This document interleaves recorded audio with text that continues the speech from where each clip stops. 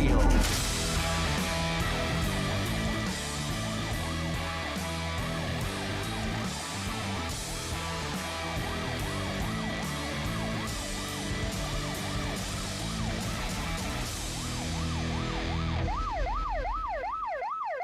The two most dangerous words in trucking might be this time, as in this time is different. See, right now you're hearing talk about a freight super cycle. Buy trucks, buy now, expand, golden era.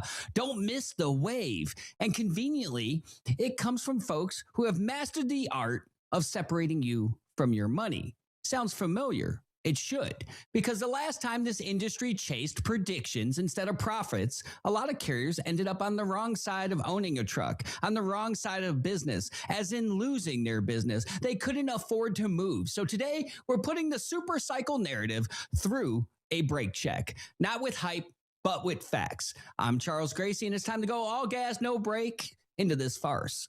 To look at how we're going to do this, we got Tyler Johnston, who runs operations at Mercer Transportation, the biggest 100% owner-operator outfit in the country. He sees exactly what's happening to owner-operators at a take-home pay level, load availability, and the rates in real time. Then we got my guy Tommy, who was the recruiting professional of the year, bringing the carrier perspective, the driver's side view from years in the trenches, recruiting, retention, and what it actually takes to keep drivers whole.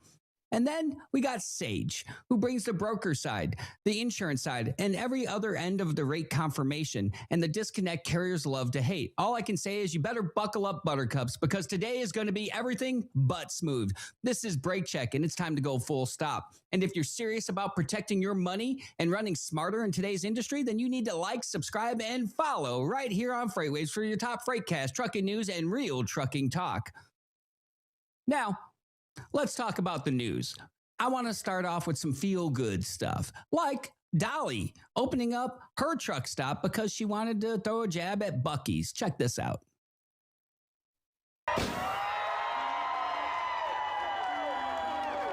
I'm sure some of you wonder why I wanted a truck stop. Well, I couldn't leave it to beavers.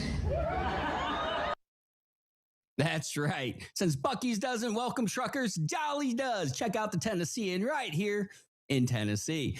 Up next, we're going to talk about the World Cup and how that has brought pride into America. Check this out. America, it is happening.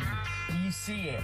People who want America who have travelled to the World Cup are realising they've been lied to. We owe America a huge apology because America is nothing like what the media tells us. Everyone is so friendly. Everyone is so accommodating. I feel like I've been lied to my entire life about America. Texas is good. Everything is big. Walmart. I love it. This is so insane. Look at all the American flags. Yeah, beer and barbecue. Yeah, that's very delicious.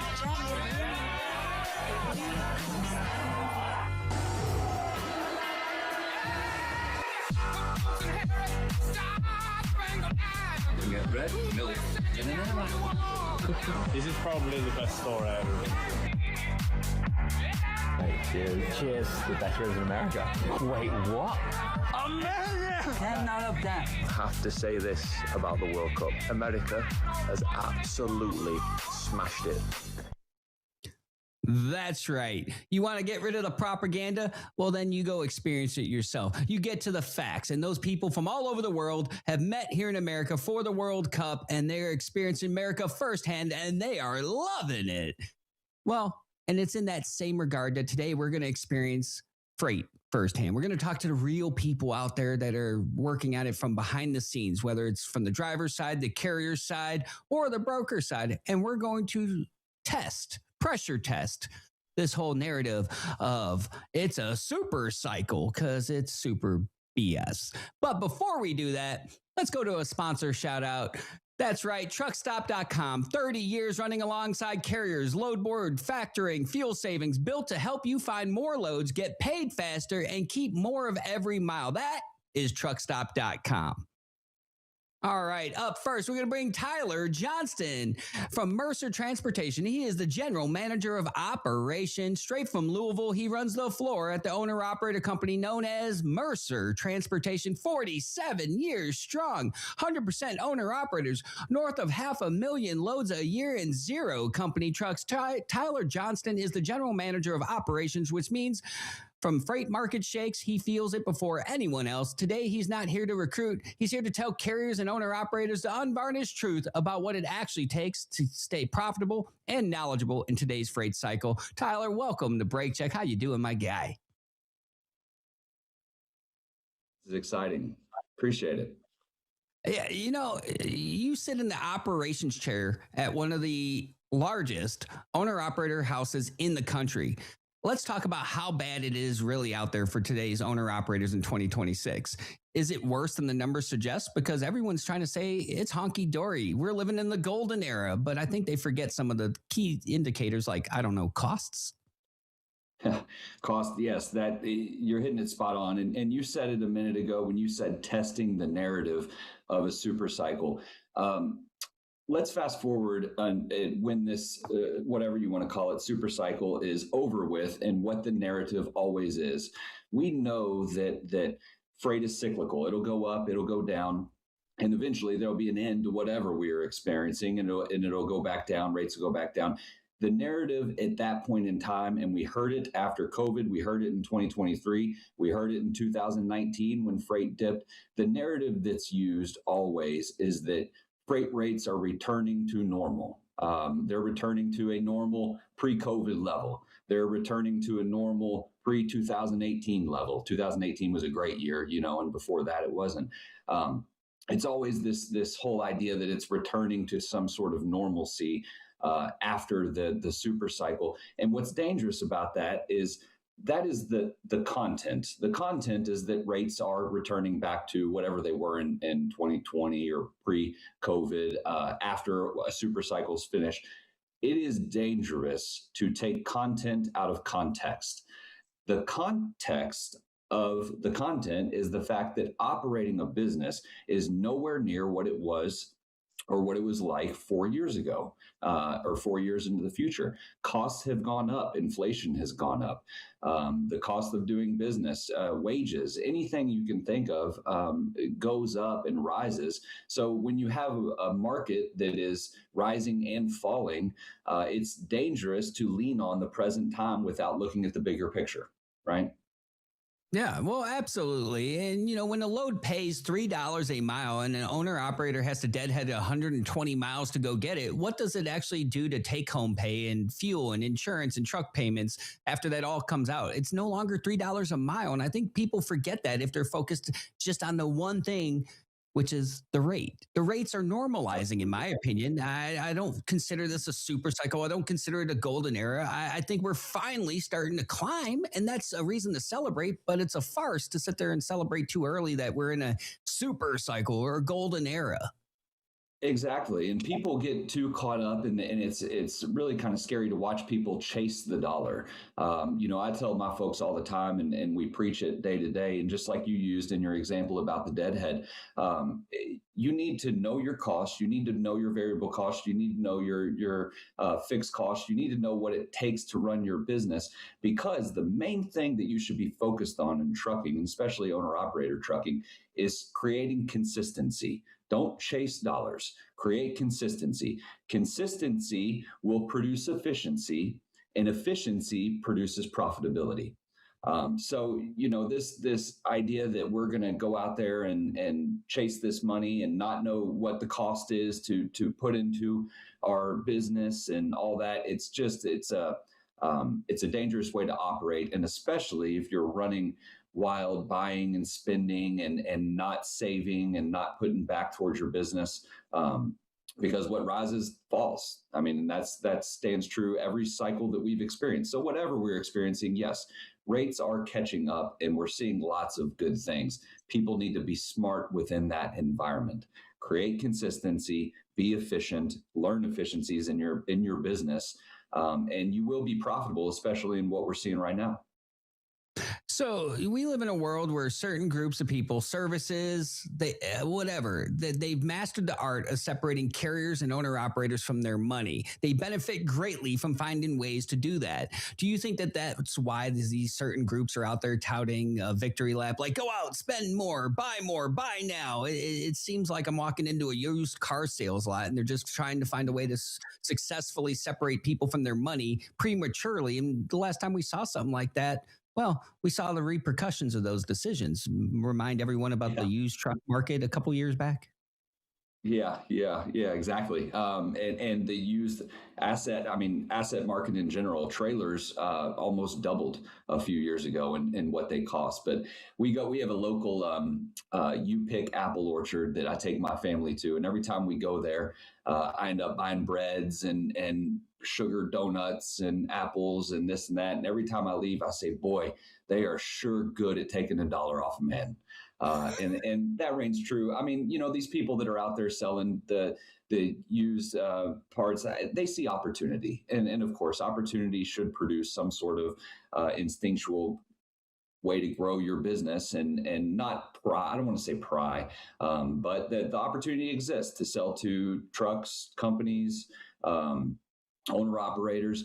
I think that noise will always be there in a good or a bad market. Here, we'll give you an example. Look at horse racing. We're in Louisville, Kentucky, home of the Kentucky Derby. Horse racing, horses run with blinders on for a reason. You don't want them to be distracted from what the goal is. Everybody knows they're in a race. The horse knows they're in a race. The blinders are there to keep the horse focused on the race itself. I watched recently, it was the coolest video. I watched 1973 Secretariat run. It was one of the greatest races of all time, but that horse didn't stop. He wasn't focused on anybody else. He wasn't focused on the noise. It just kept going, and he ended up winning by like 31 lengths. And it was the most miraculous, best horse race of all time. But it's a testament to, we all live in some sort of world that's like that. And we're all going and driving towards a goal. We need to have blinders on. We need to know what we are in, but we need to keep going after it and, training the good train and going after our own goals, right? No, I love that you compared that, us, the carriers in this right now, staying focused, keeping our blinders on, not paying attention to noise. Because there are people out there saying it's more like basketball. Just keep shooting, keep spending, keep growing. How dangerous is it to take that kind of mindset to an operation like a trucking company in a market like this, where we're still being crushed by margins, and people that don't have to pay those bills simply don't understand that pressure when you have to choose between maintenance and food on the table, when you have to choose between payroll and paying yourself as a business owner. Mm-hmm. Yeah. If you're going to be spending and buying and spending and buying, you better know what game you're playing in. You better know what exactly you're spending for and what it's going to do to your business. And you need to know your environment. You need to know your surroundings. I'm not saying it's just an awful thing to spend and buy, but it's absolutely a bad thing to make a knee-jerk reaction 3 months into whatever you want to call this, and go out and put yourself into a whole bunch of debt and not understand what game you're playing at. So that's when the education piece comes in. You need to know your business. You have to know your fixed costs. You have to know your variable costs. You got to know the people that are involved in this business, what it takes to run. I'm talking things like insurance, equipment costs, maintenance costs, preventative maintenance, stuff like that. All of that costs money.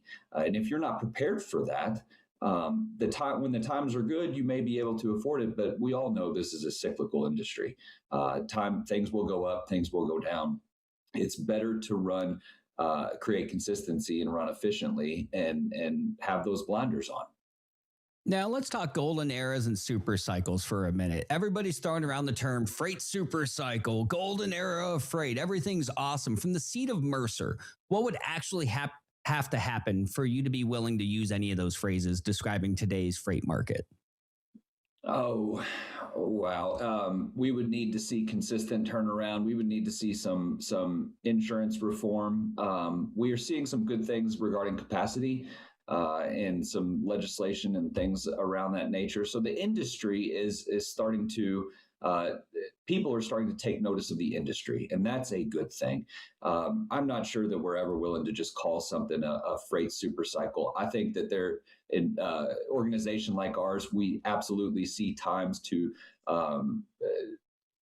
capitalize on a good environment, a good operating environment. I will never forget, in 2018, I was at a industry seminar, and they had two battling economists, is what they called it.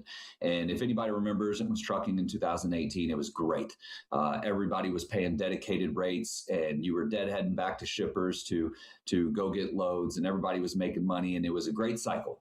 And these battling economists at the seminar, one was from Harvard, one was from another prestigious school. The idea that they were battling was, one was supposed to be an optimist, one was supposed to be pessimistic on the market.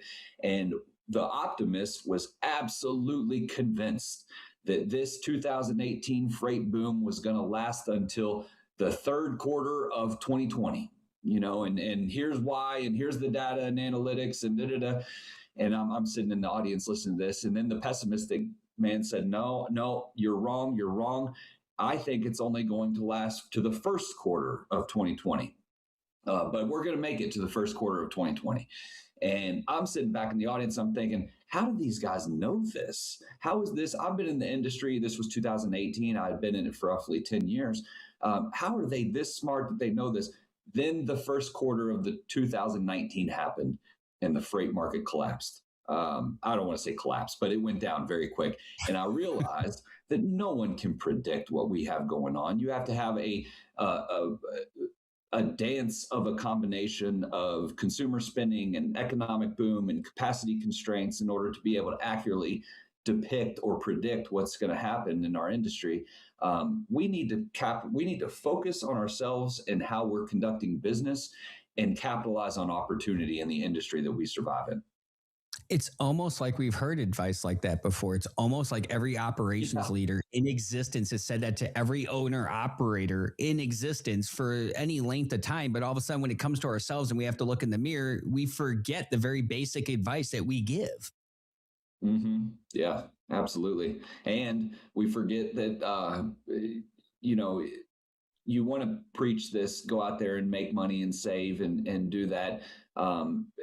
And then you see the numbers on all the ghost capacity that exists in our market, and how owner operators, especially, and trucks in general, they kind of cap out on the money that they want to make in a year, and they don't work harder and make more. They just kind of work maybe a little bit less and cap out at this magical figure. So we're always kind of competing with ourselves, and always kind of trying to hammer it into ourselves to be able to capitalize on a good market. Go out there, make hay, be efficient, have your blinders on, don't listen to the noise. But it's almost like a golf swing. It's really hard to remember all of that stuff and put it into good practice every single time. But that's what we're trying to do. So let's talk about some of the past years. A lot of people keep referencing certain things. I've heard, look at 2003 because you can't pay attention to anything past that. And I'm like, well, that seems convenient if you're trying to paint a narrative. Or look at 2021 versus now. We've heard a lot of buy now before you miss it without looking back. What lessons should carriers have learned from what happened in 2021? And why should someone want to compare us now to 2003 when nothing is the same now versus 2003? I think that people have to, first off, you shouldn't ever jump into something just because someone tells you to, or someone's screaming at you buy now. You need to be an expert of your industry and know what you're getting into.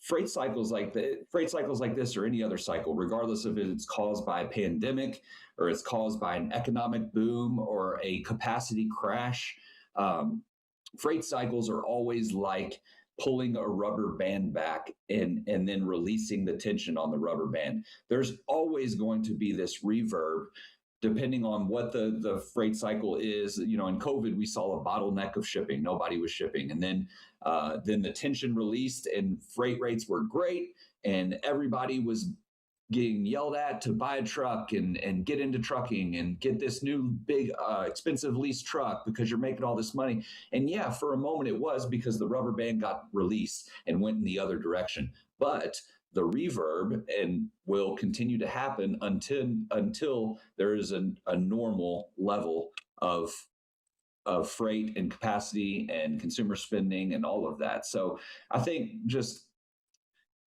being educated into the industry in which you're getting into, and knowing why you're doing the things you're doing, not making purchases because someone's screaming at you and you got your blinders off for the moment, making purchases because you won that contract. It's a 3-year lifespan, and you know that the contract will support the purchase that you just made.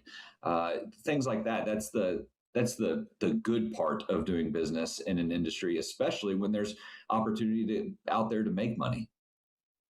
Absolutely. So let's talk about having a real market vision, taking off the beer goggles of freight and putting on some glasses so we can see what's happening out there clearly. Mercer talks to thousands of owner operators all the time. Are owner operators suddenly making money hand over fist, or are they still being squeezed by today's operating costs? What's their general temperature check? Absolutely squeezed by operating costs. Insurance is a huge one, and preventative maintenance and equipment costs. They're absolutely still being squeezed, and that's what when I go back to the beginning and taking the content, standing on content alone, that freight rates are great, and taking it out of the context that doing business is more expensive than it's ever been before, is a dangerous route to take. So yes, owner operators, now that rates are starting to catch up and align better with the cost of doing business in trucking, it's not because the cost of doing business in trucking is high that freight rates are aligning better, but freight rates are aligning better with the cost of doing business in trucking.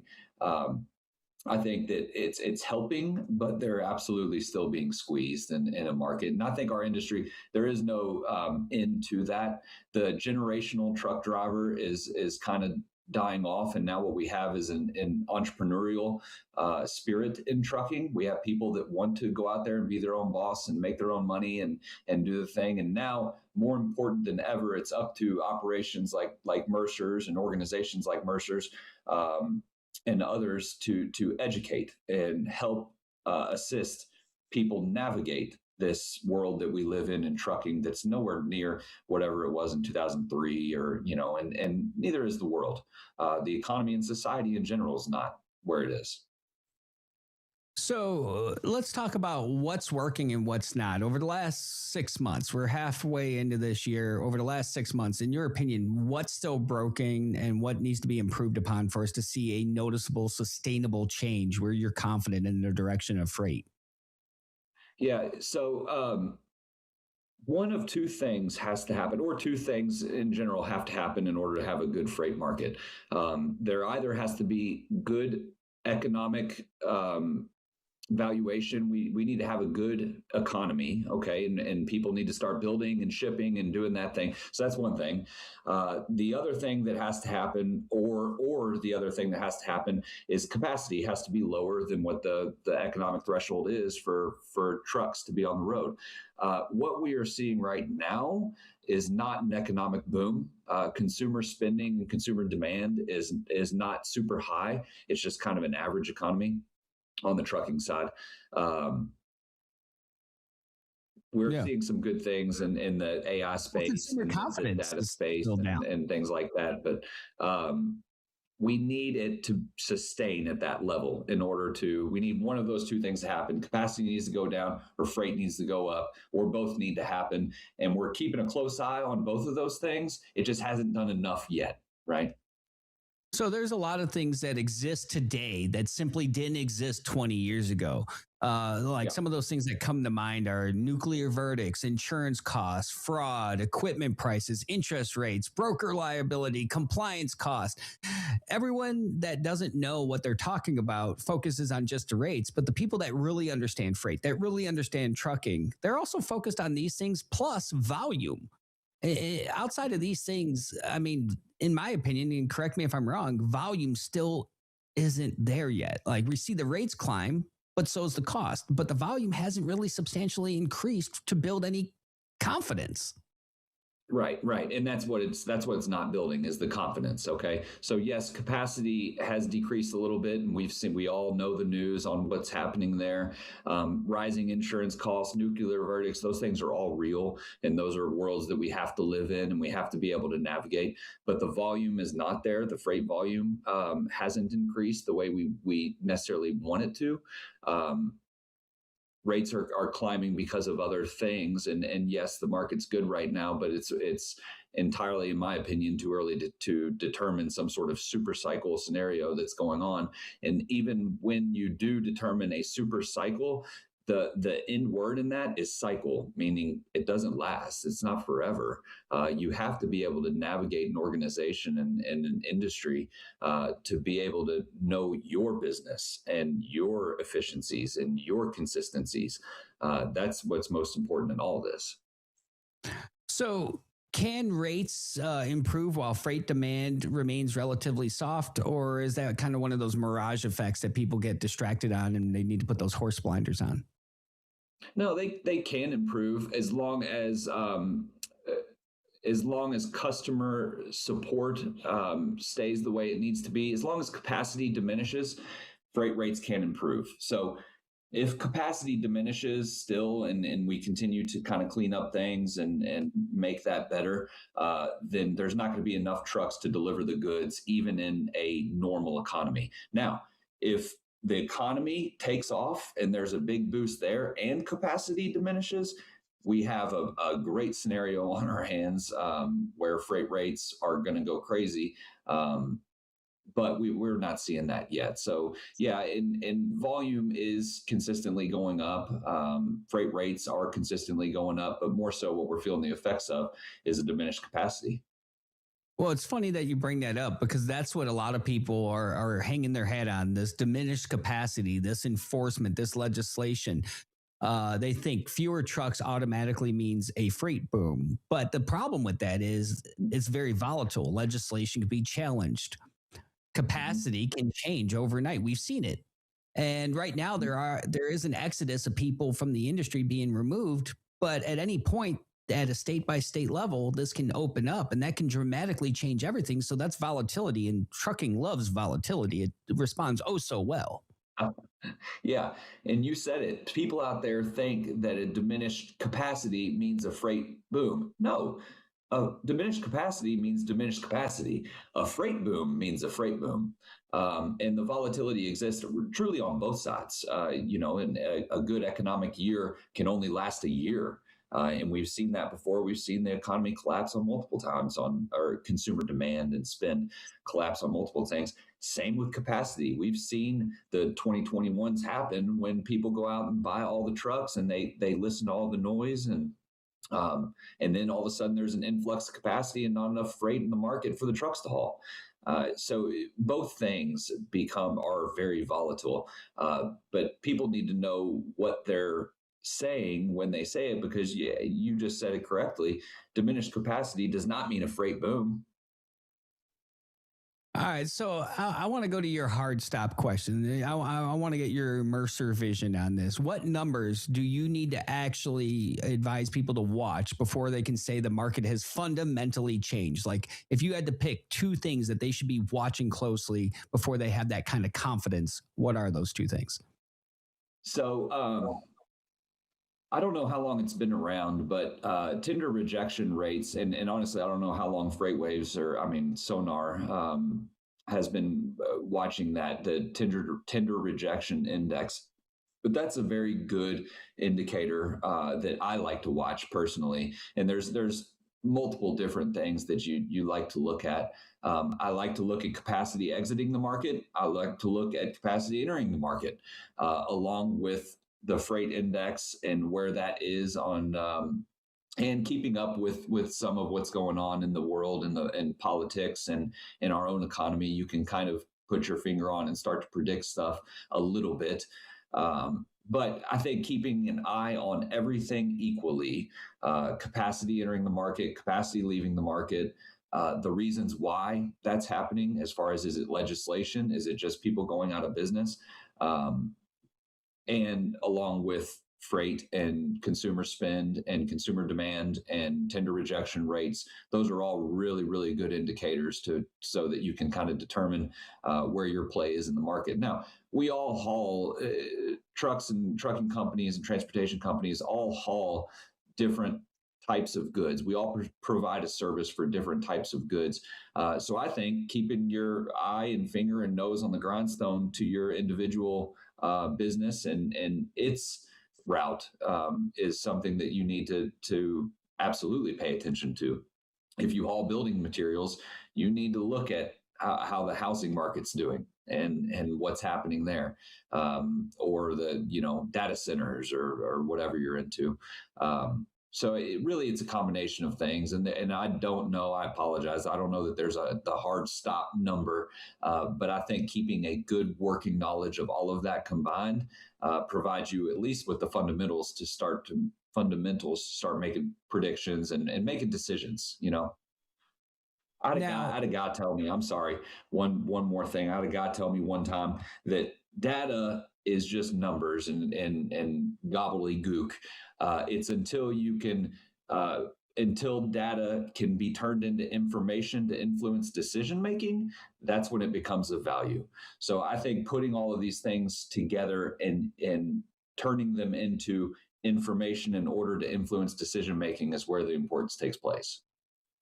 Now, one more question before I let you go. What would have to happen over the next 6 to 12 months before you'd say, okay, this is beginning to look like a super cycle or golden era? Further capacity diminishment, looking at that thing, and then looking to see how the economy does, looking to see what consumer demand is and consumer spend is, keeping an eye on that side of the thing. Looking at tender rejection rates, seeing those sustained at a very high level. I think by the end of this year, you can start to really hone in on what sort of sustained cycle we are in. Whether we call it a super cycle or not, I'm not sure, but we can look to create some sort of prediction, I guess you would say. All right. Well, Tyler, I super enjoyed this conversation. Appreciate you painting a picture so people could be educated and just spend wisely. Because we are in a market where people are really good at finding creative ways to separate carriers and truckers from their money. So I always want to educate and inform people on best practices, but also entertain them along the way. So thank you for helping me achieve that today. Yeah, thanks for having me on. I loved it. Anytime. All right, now we're going to go to a sponsor shout out from our friends at Hey Bubba and 10th Street. Hi, I'm Bubba, the one and only voice AI that solves all your trucking needs. Whether it's dispatch, managing fleet, or negotiating, I can handle it all. With just one command, I can make 10 parallel calls to brokers and negotiate the best rates for you. And it doesn't stop there. I can auto-book the ideal load for you in less than 10 minutes, so that you can focus on driving while I handle everything else. Come, let's work together. Try me out for free at bubba.ai. Do you want to grow your fleet but get buried by paperwork, slow hiring processes, and outdated systems, all while struggling to comply with changing safety regulations? Enter 10th Street, the all-in-one platform that simplifies driver lifecycle management by bringing marketing, recruiting, onboarding, safety, and retention together in one place. Sign up for a demo today. Huge shout out to our sponsors for their support of the show. Now we're going to go into a conversation. We got Tommy Valenzuela, who has been in the industry. He's been in the driver's seat. He's been in the recruiting offices. We want to welcome him on deck for the show. Tommy, I appreciate you helping us take the gloves off. We're looking at both sides. We talked to the operations side. We might have Sage joining us. He's having some tech issues, but in the meantime, you and I are going to roll into this. We're going to talk about the people side of things in freight. So welcome to the show, brother. How you been? Bad. How are you? Man, I'm living the dream if I pay attention to the pie charts. But if I talk to the people talking, that is not what they're saying. The carriers, the people that aren't trying to take your money, they're saying like, hey, things are better, but it's the farthest thing from awesome. Yeah, you know how that is. And in the cab, it's a totally different view than it is when you're outside in the offices and doing all the paperwork and stuff like that. So the fact that there's this disparagement is not surprising to me.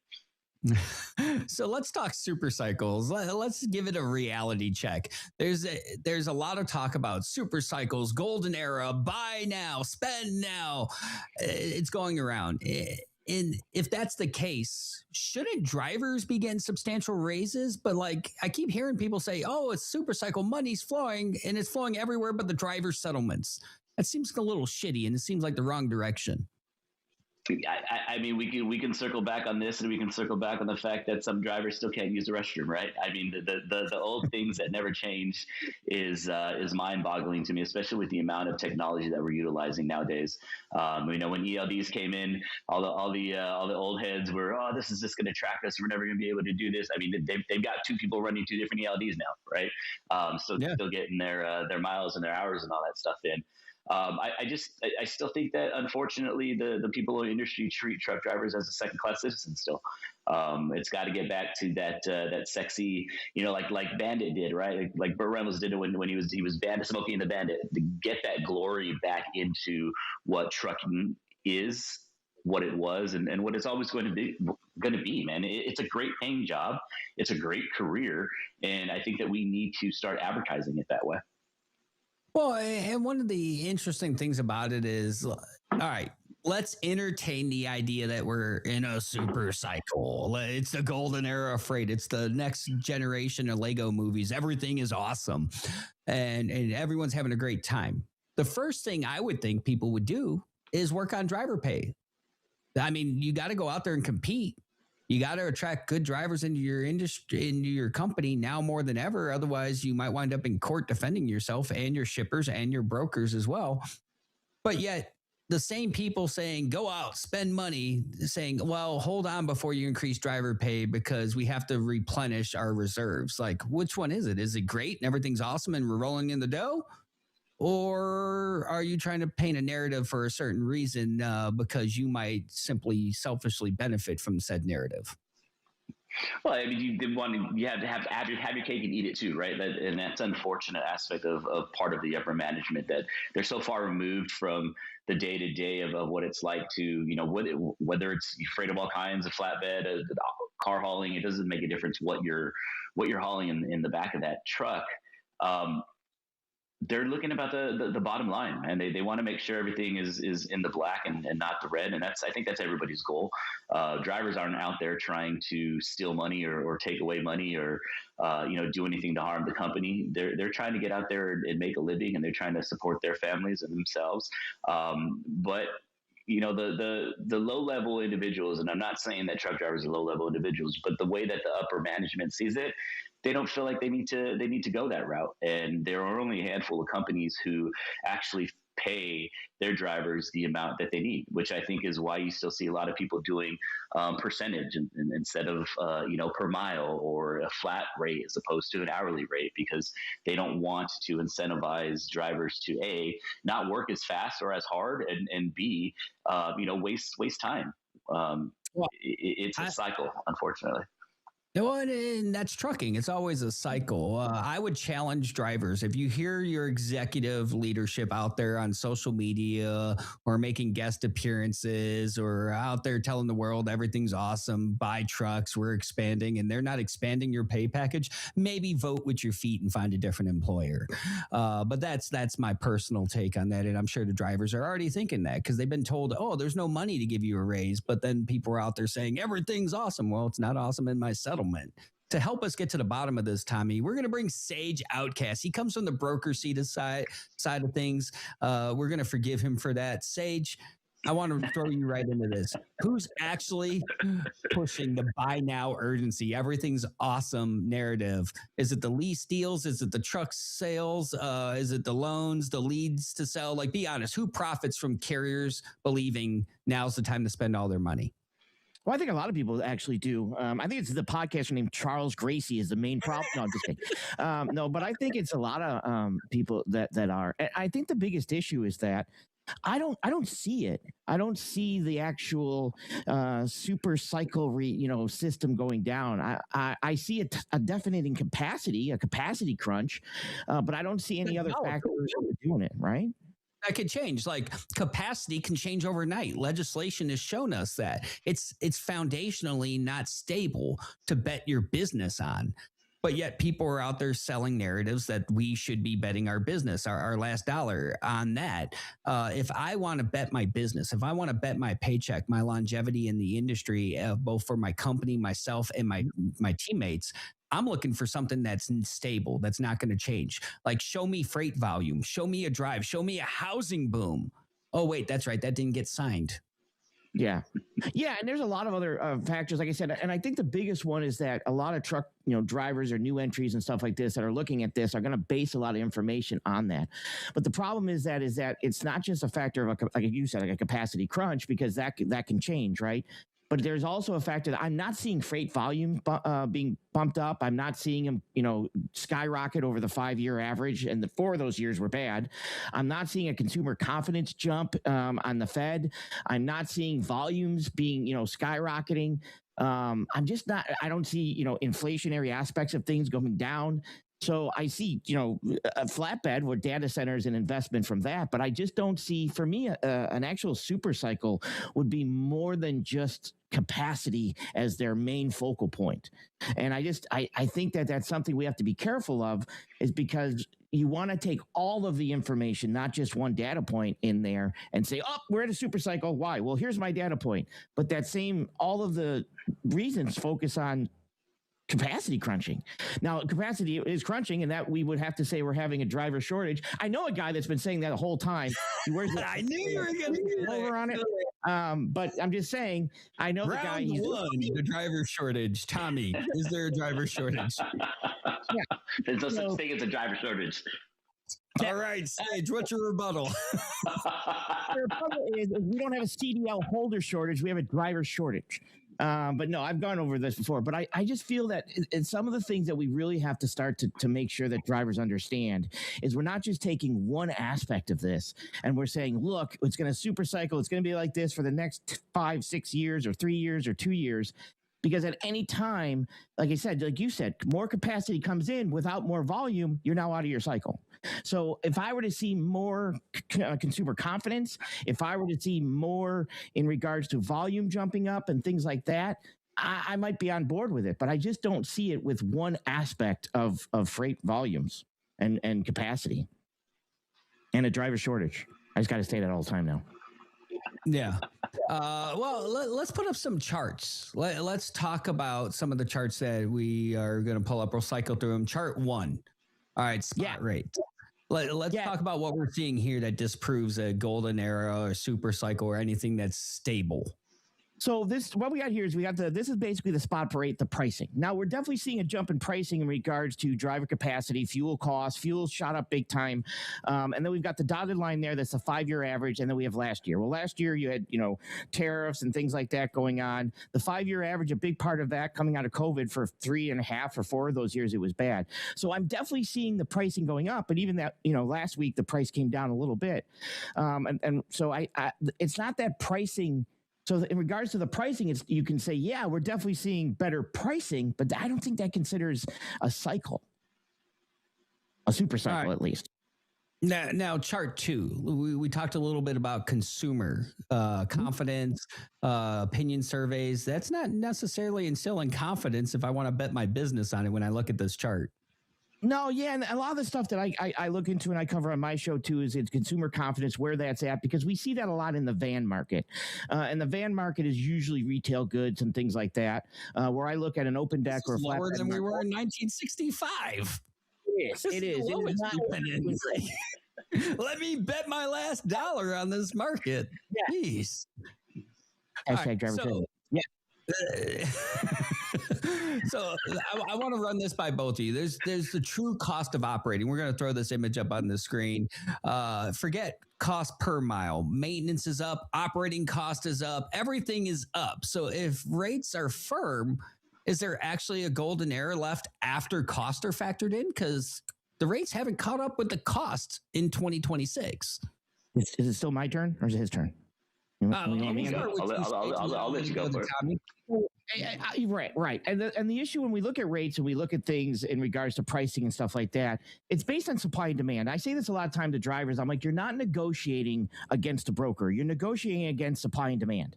So as, do we need better pay in the industry? Absolutely, we need better pay. But the issue is that as you start to want to pay drivers and that cost goes up, you're going to have companies that are going to say, well, how do we eliminate costs? The job of a business is to be profitable, right? So they're going to work on staying profitable and going for things like that. Now we obviously came out of a year that things were slower because of, like I said, tariffs and pulling back in manufacturing. And all of a sudden now that inconsistency in tariffs are now gone. And we basically said, hey, now you have a more consistency in regards to that. So we are seeing some manufacturing coming in, not as much as I'd like, but definitely data centers and things like that, which are pushing the way. But in regards to the pricing, I just think we're seeing a capacity crunch. Stop. Not an actual super cycle of high volume with capacity. Super cycle is something that gets thrown around after there's a sequence of chain together years. And we're barely in chain together months. It seems a little premature. Yeah, hashtag driver shortage. Yeah, no, I agree with you 100%. So, and I think that's a thing that we've seen, with different COVID, even if we throw that out, you had housing market, but the other aspect that brought a lot of these other cycles were government investment. Like government has bailed us out of the housing market. Government stepped in with COVID. Government stepped in, and those drove people to have money. And then when you have money, they go out and they spend, and then you have supply and demand, and then you start to see, volumes pop up. But at this right now, we don't have that well, at least not yet, that the government's stepping in and printing money to basically, because of a recessional aspect of things. It was a freight recession, but we weren't in an economy recession where they would start bailing us out. That was usually what the other super cycles were kind of based on. Like I said, 2008, Great Recession, housing market crashes, bank crash, stuff like that. We saw a lot of that. So, Tommy, I want to talk about the trust collapse. Knowing all of this stuff that we're talking about right now, and knowing you've been on the carrier side, there's always people trying to separate you from your money. How does a carrier decide whether now's the time to be throwing money out there and just keep it taking shots, or whether they need to hold a little bit that closer to the vest and, invest into themselves and stability and having a purse for tomorrow?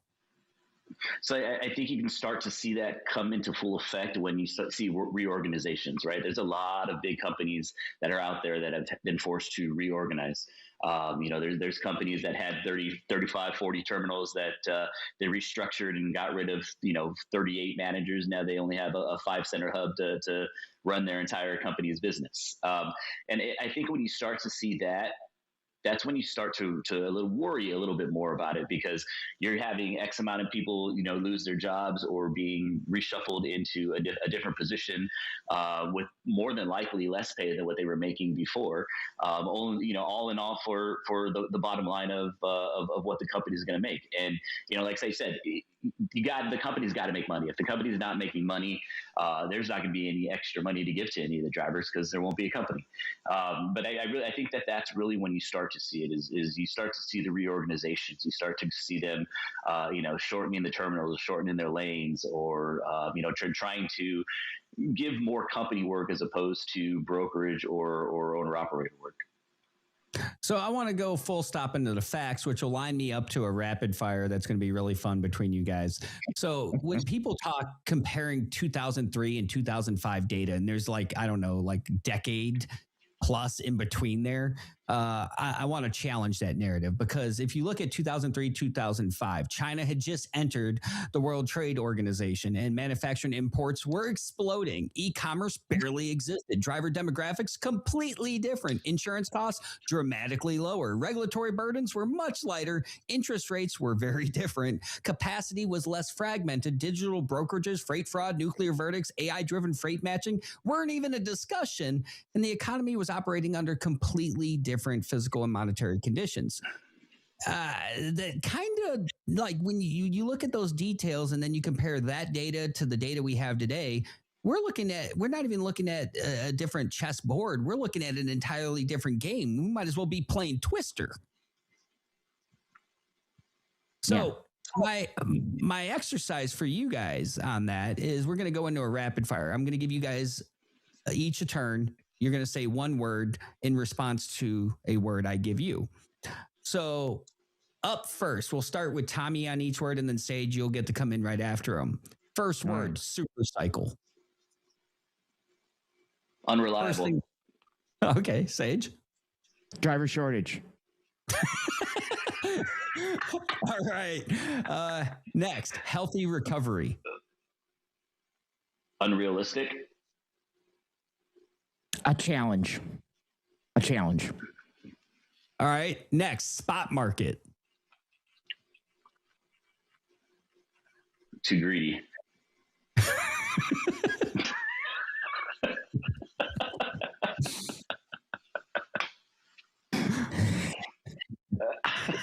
Man, did I say? I've never seen Sage at a loss for words. This is awesome. Mark this. I think he wants to say something. He can't say it. The comments below, I just want to see what the comments below are going to be on this show. Normally, I'm the guy that pokes. Okay. I'm going to say limited. It's going to be limited. I think that we're going to be pushing towards the spot market, moving towards network drivers and contracted type drivers. Better network. All right. On the flip side of that, next word, contract freight. Driver shortage. About as volatile as the driver shortage. Yeah, I'd go with volatile. All right. Now here's the evil word up next, insurance. God damn it. Gosh. Selective. As an insurance, I would say selective. Yeah, I was going to say communist, but. All right. Next, driver shortage. Right. No, you get a word, not words. Oh, damn. If I say them real fast, is that one word? Stage. No. We'll just take Tommy? I'll go with retention. Oh, I like it. All right, next, the ATA. Charles's favorite group. That's a series of words, and that's not accurate. Fact checkers have determined that to be false.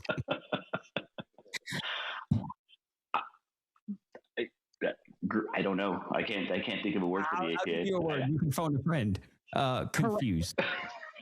Correct. All right. Super cycle. Tommy. Hit or miss. I don't know. I'm trying to go with one. I feel like a super cycle is like a recession, right? You won't know it until you see it, and you won't feel the effect until it's already taking place. That was a paragraph. That wasn't even a sentence. I know. Trying to get as many words in as I can. Stage. Of course, I wear off. Like I said, a challenging lack of data. I'm going to go with 2. Lack of data. All right. And next, the final word before we close it out. One word to describe me. Friend.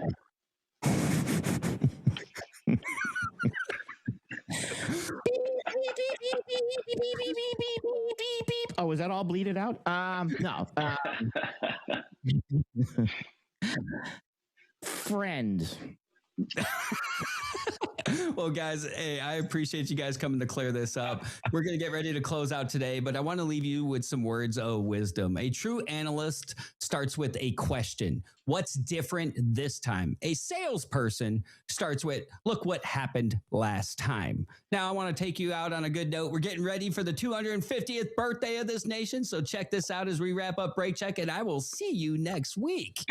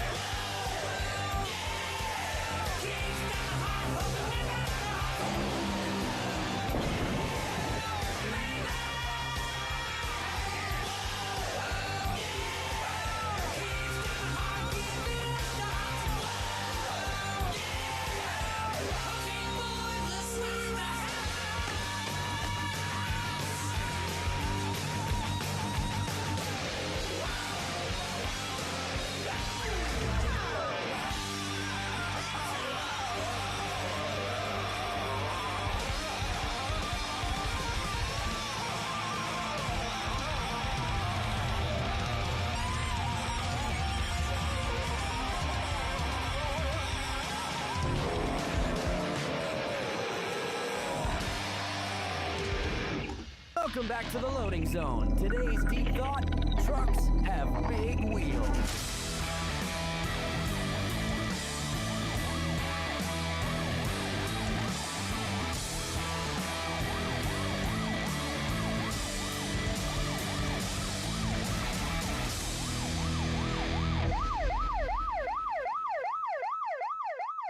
The map is changing. As global uncertainties rise, the future of the supply chain is moving closer to home. Welcome to the new coast-to-coast North American network. Driven by massive reshoring trends and next-gen industrial innovation, optimized by AI workflows that build unshakable operational resilience, and locked down by proactive security against evolving freight fraud. Are you ready to navigate the shift? Join the industry's top minds to build the future. The FreightWaves domestic supply